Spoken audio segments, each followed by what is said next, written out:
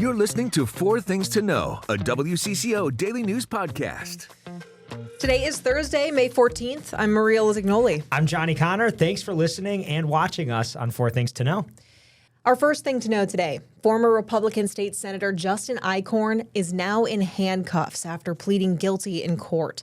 This comes after he was first charged with trying to pay a teen for sex. Frankie McLister was inside the federal courthouse in St. Paul when he was put in handcuffs, and he joins us now with details on the plea.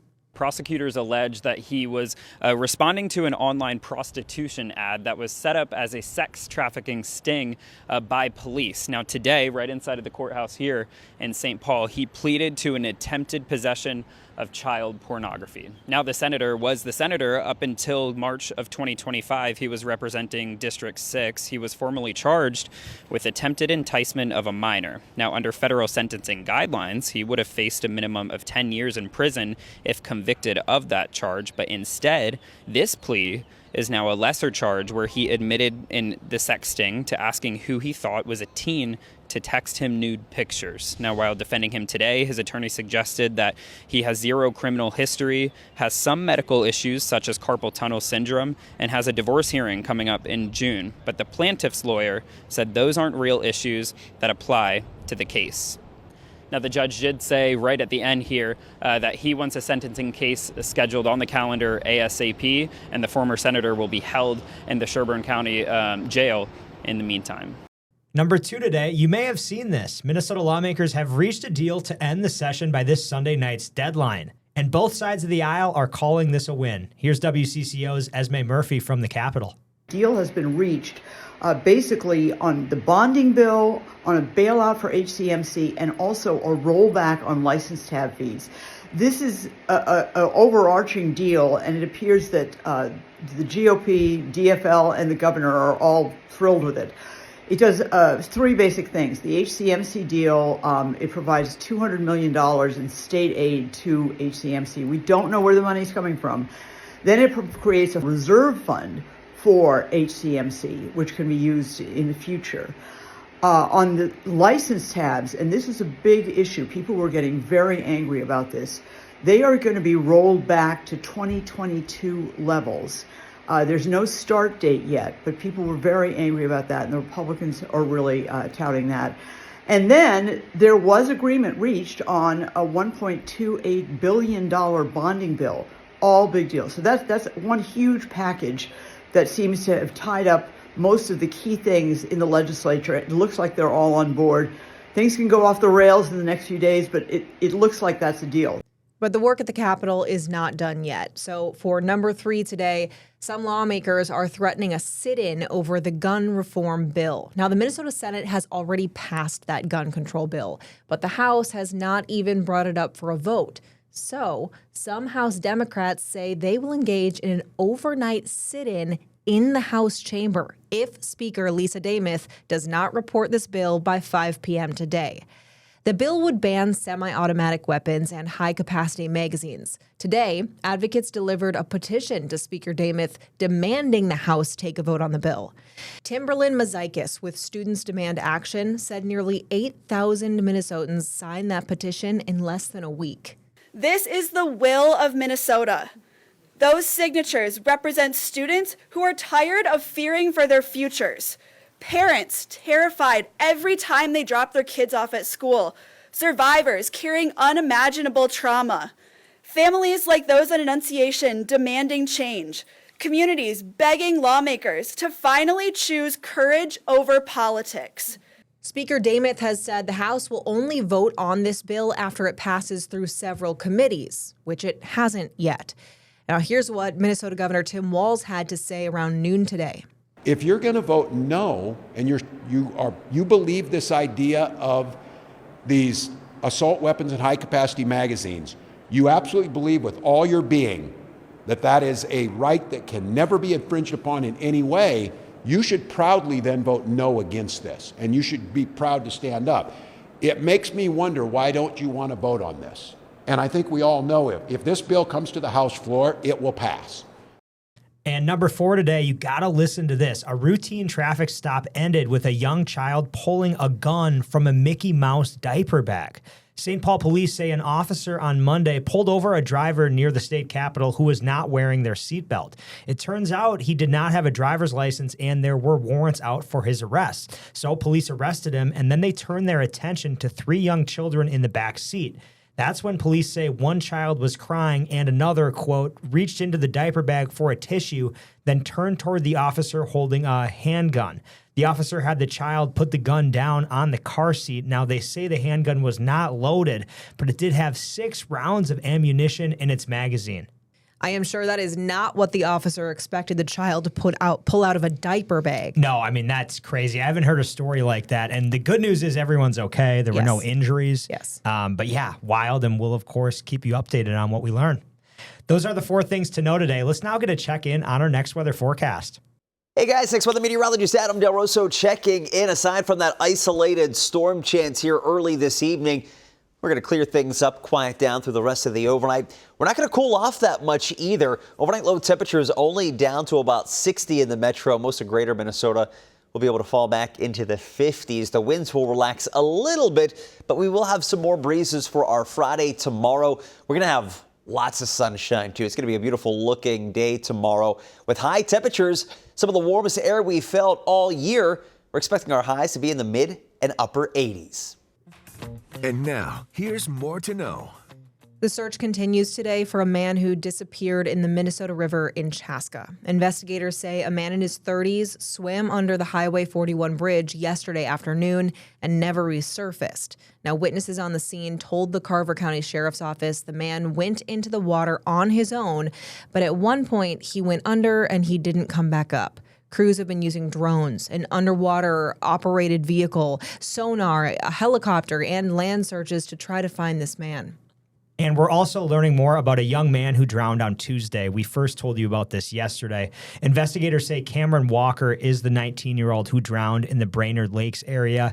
He was a student athlete at the University of Minnesota Morris. Just a tragic, tragic story. Federal prosecutors say men from South America traveled here to commit burglaries, breaking into homes in Minnesota, Wisconsin, and Florida. They stole cash, jewelry, and coins, and some of those break-ins happened in Edina and Mendota Heights last fall. Captain Wayne Wegener with the Mendota Heights Police Department said partnering with federal and state agencies was key to tracking down these thieves. I think you can see from this that, the information, everyone has a little bit of it, and whether it's local, state, or federal, once we can all information share and we can solve much larger crimes.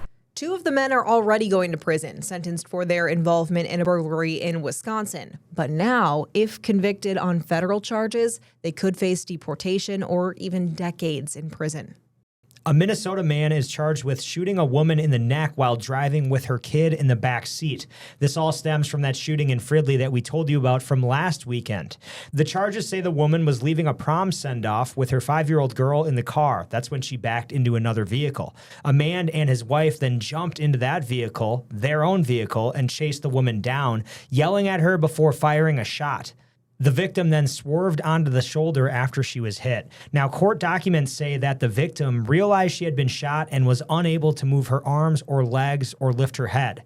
And when the car stopped, the 5-year-old ran around asking for help for her mother. The woman was rushed to the hospital with a spinal cord injury. The victim's family says she is expected to survive. Now, the alleged shooter has prior convictions for having a gun illegally. His wife has not been charged. Well, here's a sweet ending to a sad story. Today, 50 beagles saved from animal testing in Wisconsin are making their way to Minnesota. The Animal Humane Society is accepting 50 beagles from Ridgeland Farms. The biomedical researcher has dealt with abuse accusations and faced break-ins and protests. So as part of a settlement to avoid criminal prosecution, the facility is selling 1,500 dogs. The beagles will arrive today at the Animal Humane Society's Golden Valley location. They're going to get their initial exams and, of course, lots of love from staff. Okay, Maria, let's get to sports. Well, we didn't want to have this discussion today, but the Wild season is now over after they lost last night in Denver. You can't see it at home, but there's a tear dripping down my face. Well, and the worst part is, they were up 3-0 after the first period, and then after that, it was all Avalanche. So the Avalanche went on to win in overtime, and after the game, we heard from Jesper Wallstedt. He played such a good game for the Wild, but it was a tough loss. I think we were all sure that we were going to go here and win today, but obviously that didn't happen, and although they played a good game as well, and today it just wasn't enough, even though everyone gave it all out there. Yeah, he certainly sounds disappointed. Are you disappointed?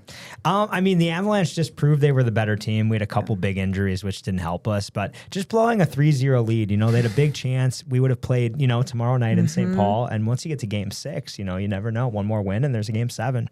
So it certainly felt like we were going to win. Just, collapse. Their season is over now. Their season's over. One team that season is not over, the Timberwolves. Oh, yeah. Yeah, we got a big Game 6 at Target Center now. It's not until Friday night, 8:30 tip-off. Can they extend their series, Maria? What's your gut reaction? Because Frost, Wild, back-to-back losses to end the season. Right. Timberwolves are our only hope for any Minnesota team to be moving on in the playoffs. I'm going to give them the benefit of the doubt, and I'm going to say, yes, we're going to make it and beat the Spurs Friday night. All right, here we go. We're rooting for Maria's prediction. Yes, absolutely. It's time to take a breath with your Daily Bright Spot. A Minnesota-made classic is getting a summer glow-up. The makers of Spam are officially introducing and launching the Spam Dog. Wow. I've never had Spam before. You've never had Spam before? Not once. That's funny. Are you a fan? A Spam fan? Not really, but I've had it. So would you grill the hot Spam Dog? Is that what they're going to call it? Right? I know, because normally I think you just eat Spam plain. I'm actually not Well, even it comes sure. out of the can. I thought you did it on the stovetop. I guess you could grill it for sure. It's like a ham, pork. All natural meat. Yeah, basically. No, I don't know. The hot dog is gonna be like that sweet, salty Spam flavor, and do whatever you want with it. I guess they'll definitely have this at the state fair, right? You can get Spam at the fair. So my prediction is this will be a hot, deep fried Spam dog. Can you even imagine? It's like a Pronto pup, but a Spam pup. Not for me. I would give it a shot. No. I'll try. Anything once. I'll try anything once. I tried the deep fried ranch. So that's right, you did. That's right, you did. But actually, I don't think it will be available at the fair. But you know where it will be this summer? CHS Field. Whoa! Yeah. I didn't know that. Yep. Wow. Hormel is only releasing this Spam Dog at select places across the country this summer, and of course, Minnesota has to be it, and it's going to be at CHS Field. All right. Get to a Saints game. Tell us how the dog is. Truly. Yeah, we'll let you know. How do you think you would eat it? With a bun, right? And maybe some pickles. And just give it a big bite and toss the rest in the garbage. Yeah. That sounds like a great plan, honestly.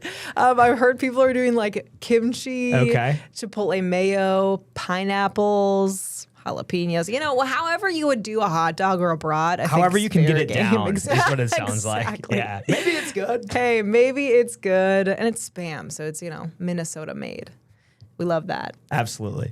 We love that you are listening to 4 Things to Know or watching us on YouTube.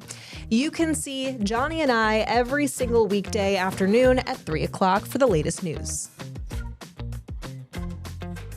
Listen to 4 Things to Know, a WCCO daily news podcast, wherever you get your podcasts.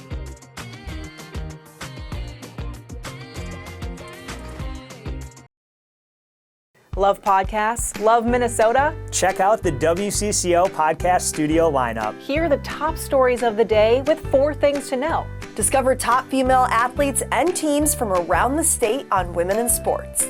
Dive into stories about faith and belief, from your local leaders to your neighbors next door, with Bigger Than Belief. Stay in the know on the go with the WCCO podcast studio. Go to WCCO.com/podcasts.